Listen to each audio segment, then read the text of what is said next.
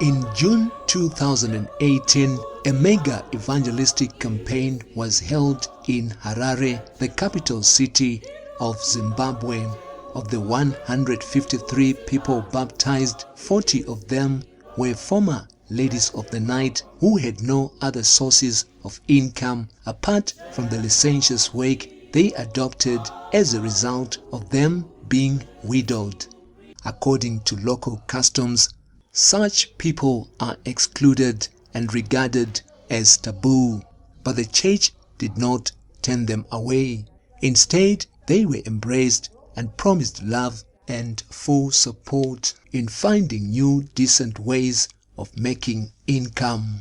2 years down the line, the church is still passionately concerned about the spirituality and social welfare of these volatile souls. A fundraising campaign was launched and is currently underway to help them with finances needed in setting up small enterprises as better replacement of their old way of life.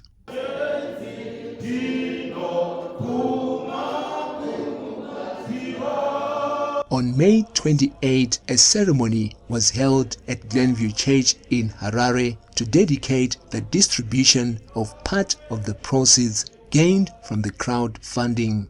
We had these women who decided to follow Christ. Actually, there were women who were coming from the streets of Harare. Around 40 of them decided to follow Christ. And then we decided to organize some training programs for them in order to fend for themselves and move away from the streets and follow Christ. We then raised funds from Pastor Mayor, who was the preacher during the crusade. We organized training for them, and today we were giving them funds for them to start their businesses. Pastor Mayor's target was 6,000 United States dollars. Last year, end of the year, we gave them 2,000 US dollars, and today we received a total of 2,000 during this COVID period to assist them in terms of surviving during these difficult times. And further, we noticed that some of their businesses had gone down. So we applied for further funding for them to grow their businesses.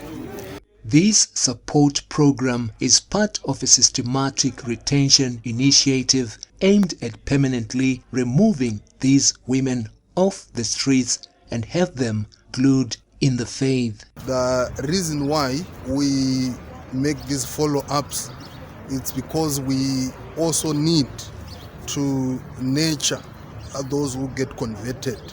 We don't just want to bring people in and then leave them in the cold, but we are supposed to continue with them as they grow in Christ. One of the problems of the church is that people come in through the front door, but then they leave through the back door. So we want to close that back door so that those who come remain in the church. We need to support people, especially those who would have left other means of living and they are following of Christ, would want them now to maybe change their lifestyles. Such like people need to be empowered so that at least they will be able to start living for Christ in new ways, which are consistent with the gospel. Right, good loveness, amen. Well, the programs which we need to have, which support such things, like to say, maybe let's have support groups, especially for those who may be HIV positive, so that they can encourage each other. We believe in working with small groups, especially groups that have common needs, so that they can actually assist each other as they go through maybe a particular challenge. So if they are to mingle and interact, it will help them grow in Christ. The fear of the Lord is the beginning of wisdom. Kutya Mwari ndokutanga kwezivo. The Women's Ministries Department in the church is fully supportive of this retention program targeted at their vulnerable peers.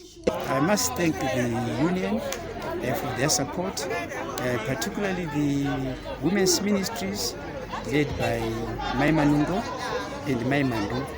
They've been very instrumental in terms of counseling, in terms of visiting these women, and very soon we hope that this group will be one of the leaders of our church.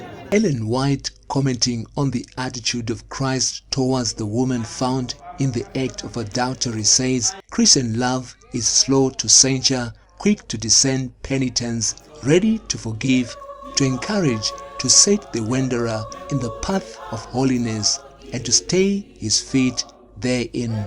Reporting for Mission Express in Harare, I'm Muli Kwatimba.